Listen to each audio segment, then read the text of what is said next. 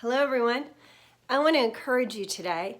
If you've been feeling some resistance in the spiritual realm, it's right on because this would have been the time of year after Passover where the Israelites were headed to the desert. They had to cross the Red Sea and then go into the desert, which is Exodus 13 through 18. And so we are going to enter the month of ER, which starts on Monday. And that's the month of transition. It's a month of desert experience. It's the month where you have to have faith that God is going to feed you. He's going to feed you manna from heaven. He's going to feed you quail. He's going to bring you water. But you need to be seeking his face. You need to be praying at this time. If we go from Exodus all the way to Acts in the New Testament, we find that Peter was caught up in prison. Herod put him in prison. And it was right after Passover that this happened. And so he's in the prisons right at this time. So that's a desert experience for him. And he is laying between two soldiers which represent the law. And there they are watching over him. And the church, Acts chapter 12, verse 5 says, the church begins to pray.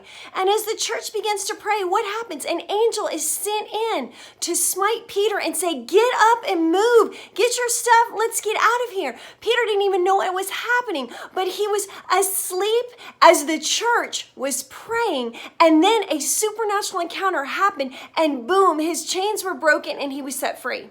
And so during this time, if you want your own chains set free or the chains of another person set free, or you want to feel this resistance pop off, the chains of resistance be broken so you can step into being unrestrained, then you need to keep your eyes on the Lord and keep praying. And the church needs to keep praying during this time. Why? Because God is bringing you into your new mantle and your new assignment. And this is proof of it.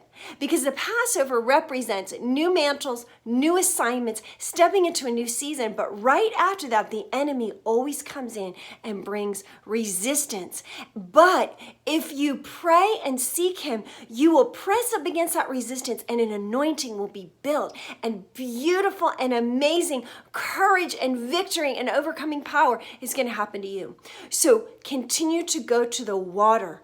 Go seek him, seek his water, pray, sit with him, do the discipline of solitude where you sit in silence with God. Practice these kinds of disciplines, worship. These are the ones that we bring in when we're having a desert experience or a wilderness experience because they're the ones that give us the water and God begins to churn the anointing on our life. Listen, you have stepped into your new mantle and your new assignment. And whether or not you actually feel it around you at this moment or not, the resistance is evidence of this. But allow a supernatural encounter to take place as you begin to pray. Keep your spiritual eyes on Jesus. He's the author and perfecter of your faith. That's Hebrews chapter 12.